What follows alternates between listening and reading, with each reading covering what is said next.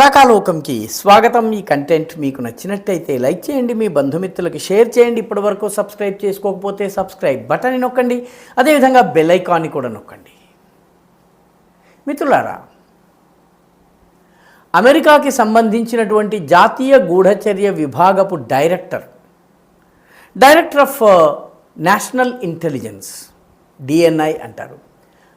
ఆమె ప్రస్తుతం భారతదేశంలో పర్యటిస్తున్నారు. ఆమె పేరు తులసి గబార్డ్ ప్రస్తుతము 3 రోజుల పాటు భారతదేశంలో పర్యటిస్తున్నారు. ఢిల్లీలో జరుగుతున్నటువంటి రైసీనా డైలాగ్ అనేటటువంటి ప్రతి సంవత్సరము జరిగేటటువంటి దౌత్యపరమైనటువంటి ఒక అద్భుతమైనటువంటి సదస్సు ఇది.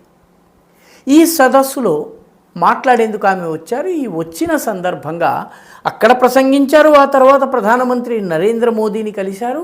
వీటన్నిటితో పాటు అత్యంత కీలకమైన మరో సమావేశం జరిగింది. ఆ సమావేశము మార్చి 18వ తారీఖున జరిగింది. ఎవరితో జరిగింది? మన జాతీయ భద్రతా సలహాదారైనటువంటి అజిత్ డోభాల్తో జరిగింది. అజిత్ డోభాల్తో జరిగినటువంటి ఈ సమావేశం నుంచి బయటకు వచ్చిన తర్వాత తులసి గబార్డ్ కొన్ని వ్యాఖ్యల్ని చేసింది. ఆ వ్యాఖ్యలు మన పొరుగు దేశమైనటువంటి బంగ్లాదేశ్కి సంబంధించి, బంగ్లాదేశ్లో అక్కడ ఉన్నటువంటి మైనారిటీలకు రక్షణ లేదు, మైనారిటీ హక్కులు పూర్తిగా కాలరాచి వేస్తున్నారు, మైనారిటీల ప్రార్థన హక్కు, జీవించే హక్కు, ఉద్యోగం చేసే హక్కును కూడా హరించడం జరుగుతోంది. బంగ్లాదేశ్లో ఉన్నటువంటి మతతత్వ శక్తులు అక్కడి ప్రభుత్వాన్ని నియంత్రిస్తున్నాయి. ఈ రకంగా మైనారిటీలపైన జరుగుతున్నటువంటి దాడులను అమెరికా చాలా తీవ్రంగా పరిగణిస్తోంది. ఇది ఆమె అన్న మాటలు.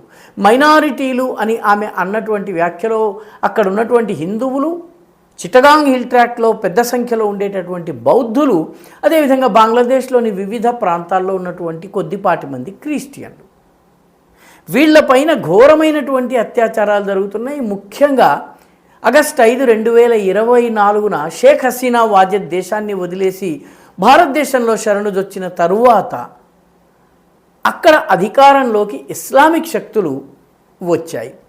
పేరుకి మహమ్మద్ యూనుస్ అనేటటువంటి అమెరికాలోని గత ప్రభుత్వము డీప్ స్టేట్ పెట్టిన కీలుబొమ్మ దేశాధినేతగా ఉన్న పరిపాలన అంతా కూడాను ముస్లిం సంస్థల చేతిలో ఉన్నాయి. హిజ్బుల్ తహరీర్ కావచ్చు, హిఫాజతే ఇస్లామీ కావచ్చు, జమాతే ఇస్లామీ బంగ్లాదేశ్ కావచ్చు, ఈ సంస్థలు ఈరోజు బంగ్లాదేశ్ని శాసిస్తున్నాయి. బంగ్లాదేశ్ ప్రభుత్వంలో కీలక పొజిషన్స్లో ఉన్నాయి.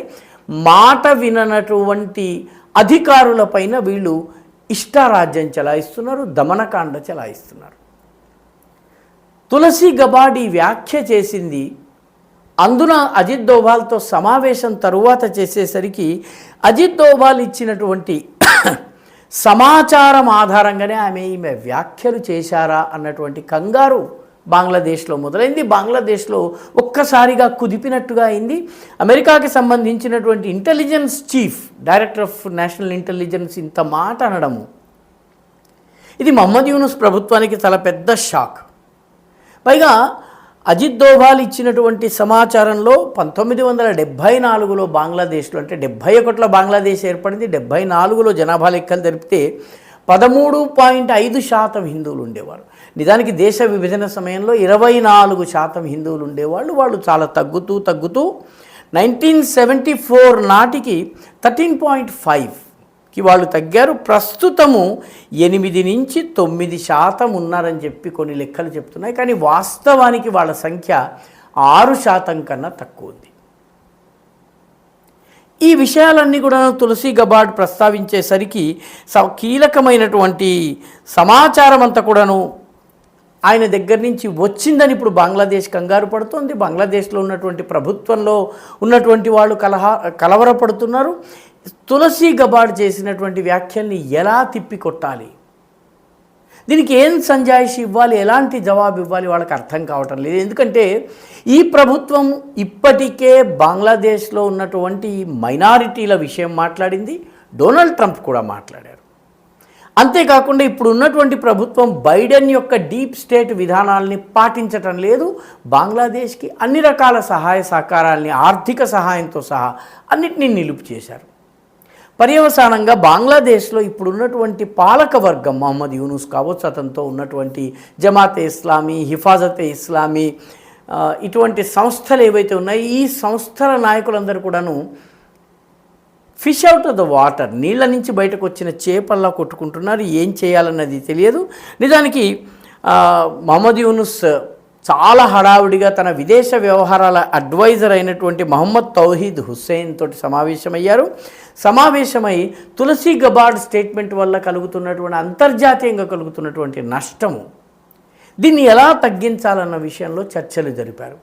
ఆమె 18 మార్చిన ఈ వ్యాఖ్య చేశారు. 18 మార్చి రాత్రికే ఈ సమావేశం మహమ్మద్ యూనుస్ జరిపారు. ఏం చెప్పాలి ఏమిటి అన్నది అన్ని రకాలుగా ఆలోచించారు. మహమ్మద్ తౌహీద్ హుస్సేన్ వీలైనంత మైల్డ్ లాంగ్వేజ్లో మాట్లాడాలని చెప్పారు. కానీ బంగ్లాదేశ్ని ప్రస్తుతం పట్టి పీడిస్తున్నటువంటి మతోన్మాద శక్తులు ఏవైతే ఉన్నాయో, జమాతే ఇస్లామీ బంగ్లాదేశ్ ఇటువంటి సంస్థలు ఏవైతే ఉన్నాయో, ఇవి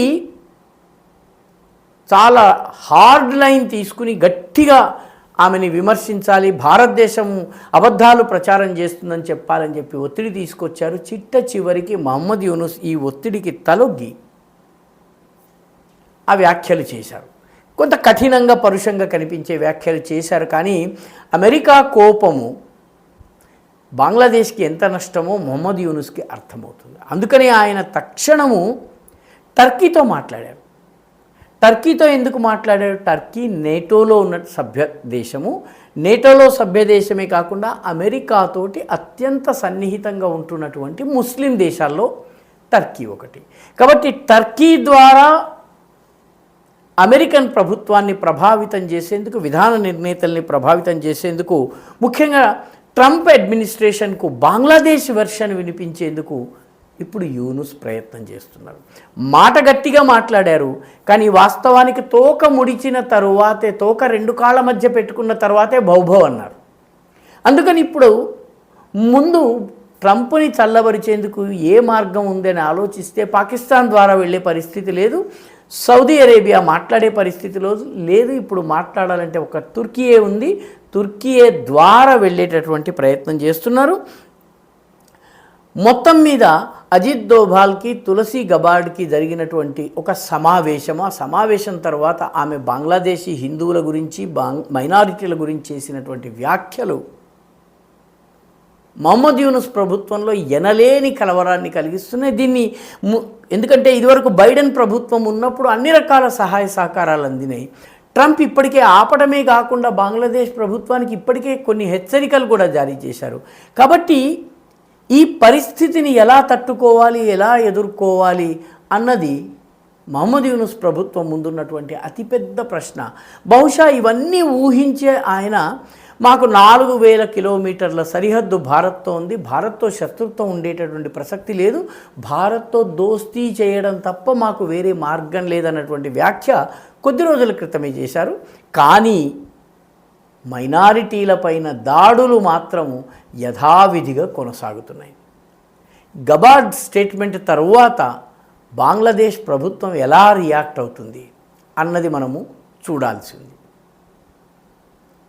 ఈ వీడియో మీకు నచ్చినట్టయితే లైక్ చేయండి, షేర్ చేయండి, ఈ ఛానల్కు సబ్స్క్రైబ్ చేయండి. మీ అభిప్రాయాన్ని కమెంట్ల రూపంలో తప్పనిసరిగా పంపించండి.